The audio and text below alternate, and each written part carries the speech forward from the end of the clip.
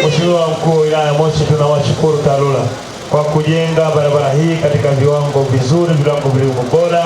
Na katika hili Mheshimiwa Mkuu wa Wilaya ya Moshi, maeneo mengi tumekuta TARURA wakijenga rami kwa kutumia rami nyepesi, wanatumia lea kama 3 C1 C2 rami hiyo nyepesi pale juu. Lakini leo hapa tumeona TARURA Moshi Manispaa wakitumia lea 2 CRS, lakini pia hapo juu wameweka rami ngumu.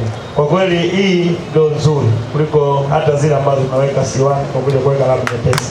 Hii hapa ni nzuri kwa sababu hapa juu haiwezi kuharibika. Lakini pia chini ukiweka CRS kunakuwa na yale mawe, kokoto zile nyingi zimekaa pale chini. Kwa hiyo barabara hata gari kubwa likipita haliwezi kuharibika, tofauti na zile barabara ambazo zinajengwa kwa rami nyepesi. Na gharama ni ile ile. Kwa hiyo kuna umuhimu TARURA wakawa wanawasiliana kupeana namna gani wanatumia kujenga barabara zao ili barabara zisiharibike kwa haraka.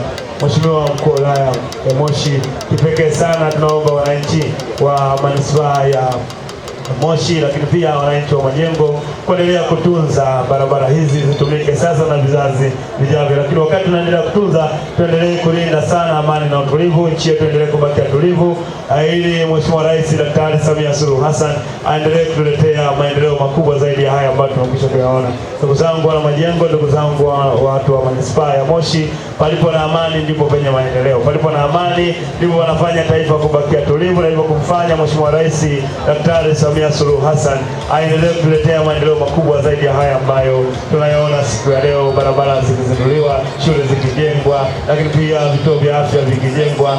Hiyo tuendelee kulinda amani na tulivu ili tuendelee kupata maendeleo makubwa zaidi ya haya ambayo tunayaona. Mheshimiwa Mkuu wa Wilaya ya Moshi, baada ya kusema hayo, niseme tu kwamba Mwenge wa Uhuru umefurahishwa sana na ujenzi wa barabara hii ya kiwango cha lami, tena kiwango cha lami vizuri ambacho kimejengwa viwango vizuri, na Mwenge wa Uhuru uko tayari kuweka jiwe la msingi ili zile kilomita 0.06 iweze kukamilika kule na iwe imeshakamilika na wananchi waendelee kutumia. Tunashukuru sana.